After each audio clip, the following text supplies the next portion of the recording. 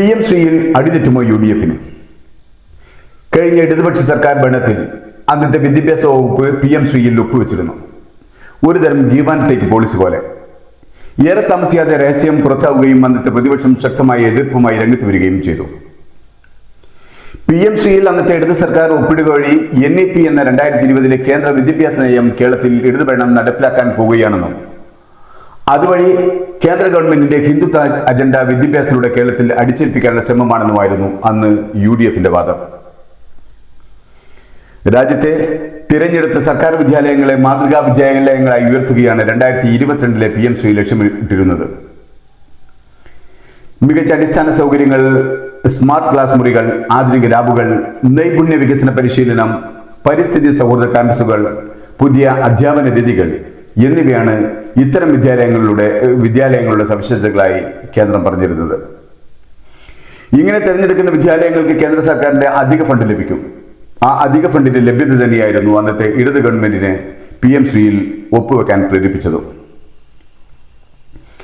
എന്നാൽ 1986 വിദ്യാഭ്യാസ നയത്തിന് പകരമായി 2020 NEP അഥവാ ദേശീയ വിദ്യാഭ്യാസ നയം മിനിസ്ട്രി ഓഫ് എഡ്യൂക്കേഷൻ പുറത്തിറക്കിയത് ചില ഹിന്ദുത്വ അജണ്ടകൾ നടപ്പിലാക്കാനായിരുന്നു. NEP-യുടെ പ്രധാന നിർദ്ദേശങ്ങൾ പഴയ 10+2 സമ്പ്രദായത്തിന് പകരം 5+3+3+4 എന്ന ഘടന കൊണ്ടുവരികയാണ്. അതിൽ മാതൃഭാഷയിൽ പ്രാഥമിക വിദ്യാഭ്യാസത്തിന് പ്രാധാന്യം നൽകുക, പരീക്ഷാ കേന്ദ്രിത പഠനത്തിന് പകരം നൈപുണ്യാധിഷ്ഠിത പഠനം, 6ാം ക്ലാസ് മുതൽ തൊഴിൽ നൈപുണ്യ പരിശീലനം, വിഷയങ്ങൾ തിരഞ്ഞെടുക്കുന്നതിൽ കൂടുതൽ സ്വാതന്ത്ര്യം, സാങ്കേതിക വിദ്യയുടെ കൂടുതൽ ഉപയോഗം എന്നിവയാണ്. എന്നാൽ PM ശ്രീയുടെ ഏറ്റവും വലിയ അപകടം PM ശ്രീ സ്കൂളുകൾ NEP 2020 മാതൃക നടപ്പാക്കൽ കേന്ദ്രങ്ങളായി പ്രവർത്തിക്കുമെന്നുള്ളതാണ്. അതുകൊണ്ടാണ് കേരളത്തിൽ വിവാദമുണ്ടായതും PM ശ്രീ അംഗീകരിക്കുന്നത് വഴി NEP നടപ്പാക്കാനുള്ള ബാധ്യത കേരള സർക്കാരിൽ വർദ്ധിപ്പിക്കും എന്ന ആക്ഷേപമുണ്ടായതും. അങ്ങനെ വന്നാൽ വിദ്യാഭ്യാസത്തിൽ സംസ്ഥാനത്തിന്റെ അധികാരവും പ്രത്യേകതകളും കുറയുമെന്നും കേന്ദ്ര ഗവൺമെന്റിന്റെ താല്പര്യങ്ങൾ വിദ്യാലയങ്ങളിൽ അടിച്ചേൽപ്പിക്കപ്പെടുകയും ചെയ്യും. അത് കേരളത്തിന്റെ മതേതര കാഴ്ചപ്പാടുകളെ തകിടം മറിക്കുകയും ചെയ്യും. ഭരണകൂടത്തിന് താല്പര്യമില്ലാത്ത പാഠഭാഗങ്ങൾ ഒഴിവാക്കുകയും അവർക്ക് താല്പര്യമുള്ളവ കൂട്ടിച്ചേർക്കപ്പെടുകയും ചെയ്യും. അതിന്റെ ഭാഗമായി തന്നെ ചരിത്ര അപനിർമ്മിതിക്കുള്ള ശ്രമം BJP ഗവൺമെന്റ് നടത്തിയത് നമ്മൾ കണ്ടതാണ്. അക്ബറും ടിപ്പുവും രാജ്യദ്രോഹികളായതും ഹിന്ദു വിരോധികളായി ചിത്രീകരിക്കപ്പെട്ടതും, ഗോഡ്സെയെയും സവർക്കറെയും മഹത്വവൽക്കരിച്ചതും നെഹ്റുവിനെയും ഗാന്ധിജിയെയും നിസ്സാരവൽക്കരിക്കാനുള്ള ശ്രമം നടക്കുന്നതും നാം കണ്ടതാണ്. ഈ ഹിന്ദുത്വത്തിന്റെ കടന്നുകയറ്റം കേരള വിദ്യാഭ്യാസത്തിൽ അനുവദിക്കില്ലെന്ന് ഉറക്കെ പറഞ്ഞാണ് UDF ജനങ്ങളുടെ വികാരത്തെ തങ്ങളിലേക്ക് ചേർത്തെടുത്തത്. ഇന്ന് കേരള ഗവൺമെന്റിൽ വിദ്യാഭ്യാസം കൈയാളുന്ന മുസ്ലിം ലീഗിന്റെ KM ഷാജിയുടെ 2026 തെരഞ്ഞെടുപ്പ് പ്രചരണ പരിപാടിയിൽ നടത്തിയ ആവേശോജ്വലമായ ഒരു തീപ്പൊരി പ്രസംഗമുണ്ടായിരുന്നു. അതിലെ അല്പഭാഗം നമുക്ക് കേൾക്കാം.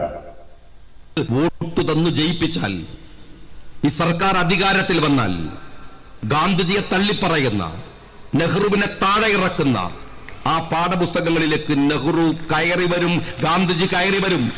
CPM-കാരാ RSS-ഉം നിങ്ങളും തമ്മിൽ ഡീലുണ്ടാക്കിയ PM ശ്രീ എന്ന പദ്ധതി വലിച്ചു ചവട്ടുകൊട്ടയിലേക്ക് ഞങ്ങൾ എറിയും.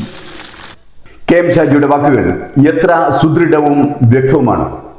ലീഗ് ജനങ്ങളോട് വോട്ട് ചോദിച്ചത് വെറുതെ നിങ്ങൾ വോട്ട് നൽകണമെന്നല്ല, മറിച്ച് നിങ്ങൾ നൽകുന്ന ഓരോ വോട്ടിനും അഗ്നിയിൽ സ്ഫുടം ചെയ്തെടുത്ത പ്രതിഫലം നൽകുമെന്ന് പറഞ്ഞാണ്. കളങ്കമില്ലാത്ത വിദ്യാഭ്യാസവും ഭരണവും ഉറപ്പു നൽകുകയാണ് ചെയ്തത്. അതായത് എന്തിനു വേണ്ടിയാണ് നിങ്ങൾ വോട്ട് ചെയ്യുന്നത് അത് നിങ്ങൾക്ക് നേടിത്തരും എന്നതായിരുന്നു വാഗ്ദാനം. ആ വാഗ്ദാനത്തിനാണ് ഇപ്പോൾ ഉറപ്പില്ലാതെ പോകുന്നത്. UDF അധികാരത്തിൽ വന്നാൽ ഗാന്ധിജിയെ തള്ളിപ്പറയുന്ന, നെഹ്റുവിനെ താഴെ ഇറക്കുന്ന ആ പാഠപുസ്തകത്തിലേക്ക് നെഹ്റു തിരിച്ചു വരുമെന്നും ഗാന്ധിജി കയറി വരുമെന്നുമാണ് അന്ന് ഈ KM ഷാജി പറഞ്ഞത്. CPM-കാർ രഹസ്യമായി RSS-ഉമായി ഒപ്പുവെച്ച കരാർ വലിച്ചു കീറി ചവറ്റുകൊട്ടിയിലെറിയുമെന്നാണ് അന്ന് KM ഷാജി ഉറപ്പു നൽകിയത്.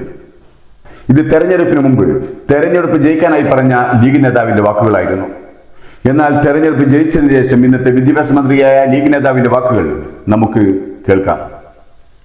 അത് ഞങ്ങളൊന്ന് ചർച്ച ചെയ്തതിന് ശേഷം അതുമായി ബന്ധപ്പെട്ട കാര്യങ്ങൾ പറയാൻ കഴിയുള്ളൂ. ഇതെല്ലാവർക്കും അറിയുന്നതാണല്ലോ. PM ശ്രീയുമായി ബന്ധപ്പെട്ട് വിവിധ പാർട്ടികളുടെയും മുന്നണികളുടെയൊക്കെ നിലപാട് സുവ്യക്തമാണ്. പക്ഷെ ഗവൺമെൻറ് എന്ന് പറയുന്നത് ഒരു കണ്ടിന്യൂയിങ് എൻറ്റിറ്റിയാണ്. ഒരു ഗവൺമെൻറ്റിൻ്റെ തുടർച്ചയാണ് വരുന്ന ഗവൺമെൻറ്, അല്ലെങ്കിൽ ഇപ്പോൾ വന്നിട്ടുള്ള പുതിയ ഗവൺമെൻറ്. അപ്പോൾ കഴിഞ്ഞ ഗവൺമെൻറ് PM ശ്രീ കേന്ദ്ര ഗവൺമെൻറ്റുമായി MOU ഒപ്പിട്ടിട്ടുണ്ട്, അതൊരു യാഥാർത്ഥ്യമാണ്. അപ്പോൾ ആ ഒപ്പിട്ട സാഹചര്യത്തിൽ ഒപ്പിട്ടു, അതിനനുസൃതമായി ചില ഫണ്ടുകൾ റിലീസ് ചെയ്തു. പിന്നെ ഇവിടെ ഉണ്ടായ ചില രാഷ്ട്രീയ വിവാദങ്ങളെ തുടർന്ന് അവർക്കിടയിലുണ്ടായ പ്രശ്നങ്ങൾ കാരണമൊക്കെ അവരത് തൽക്കാലം നിർത്തിവെക്കണം എന്നേ പറഞ്ഞിട്ടുള്ളൂ. അപ്പോൾ അങ്ങനെയുള്ളൊരു സാഹചര്യത്തിൽ അതിൻ്റെ വിവിധ വശങ്ങളാണ് റിപ്പോർട്ടിൽ പറയാം. അത് തുടർന്നാലുള്ളത്, തുടരാൻ പറ്റുമോ, ഇത്തരം കാര്യങ്ങളാണ് റിപ്പോർട്ടിൽ പറയാം. റിപ്പോർട്ട് ലഭിച്ചിട്ടുണ്ട് എന്നുള്ളത് വസ്തുതയാണ്.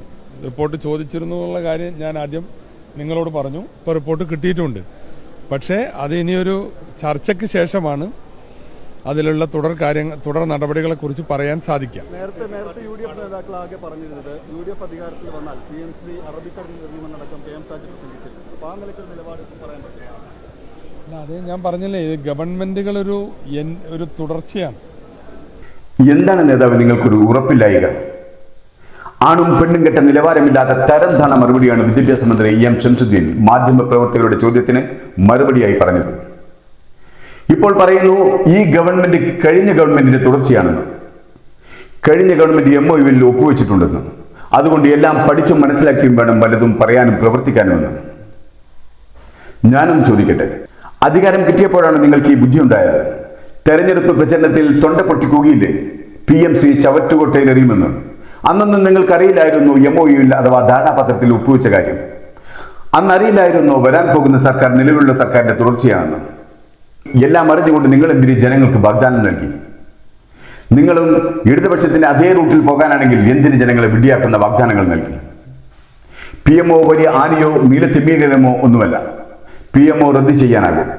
ഫണ്ട് വാങ്ങിയിട്ടുണ്ടെങ്കിലും പദ്ധതി മരവിപ്പിച്ചിടാൻ പുതിയ ഗവൺമെന്റിനാകും. ശക്തമായ നട്ടൽ വേണം PM ശ്രീ നടപ്പിലാക്കില്ലെന്ന് പറയാം. അത് പ്രതിപക്ഷത്തിരിക്കുമ്പോൾ മാത്രമുണ്ടായാൽ പോരാ, അധികാരത്തിൽ വന്നാലും അതേ ആർജവവും തന്നിടവും കാണിക്കണം. വാക്കുപലിക്കാൻ കഴിഞ്ഞില്ലെങ്കിൽ ജനങ്ങൾ നിങ്ങളുടെ പിതൃശൂന്യത ചോദ്യം ചെയ്യും. അത്തരം നെറികെട്ട രാഷ്ട്രീയത്തിലേക്ക് ലീഗും UDFും പോകരുത്. പ്രതിപക്ഷത്തിരുന്നപ്പോൾ ശക്തമായി എതിർത്ത പലതിനും ഇപ്പോൾ കുടപിടിക്കാൻ തുടങ്ങിയിരിക്കുന്നു UDF. വെള്ളാപ്പള്ളിയെ തൊഴുതു വണങ്ങാൻ UDF നേതാക്കൾ കുളുപ്പില്ലാതായി. ആശ്രിത നിയമനത്തിന്റെ പേരിൽ സമരം ചെയ്തവർ അതേ പാതയിലൂടെ സഞ്ചരിക്കാൻ തുടങ്ങി. ഇപ്പോൾ PM ശ്രീയെ എതിർത്തു പറയാൻ കഴിയാതെ നിന്ന് കിതക്കാനും മോങ്ങാനും തുടങ്ങി. ഒരു കാര്യം, ഇടതുപക്ഷം തുടർന്നത് അതുപോലെ തുടരാനാണെങ്കിൽ പുതിയൊരു ഭരണത്തിന്റെ ആവശ്യം ജനങ്ങൾക്കില്ലായിരുന്നു. ജനങ്ങൾ നിങ്ങളെ തെരഞ്ഞെടുത്തത് അഴിമതിയില്ലാത്ത, സ്വജന പക്ഷപാതമില്ലാത്ത, പോലീസിനെ കയറൂരി വിടാത്ത സുസജ്ജവും നിഷ്പക്ഷവുമായ ഒരു ഭരണ സംവിധാനത്തിന് വേണ്ടിയാണ്. അതാണ് ജനങ്ങൾ പ്രതീക്ഷിക്കുന്നത്. അതാണ് നിങ്ങളിൽ നിന്ന് ഉണ്ടാവേണ്ടത്.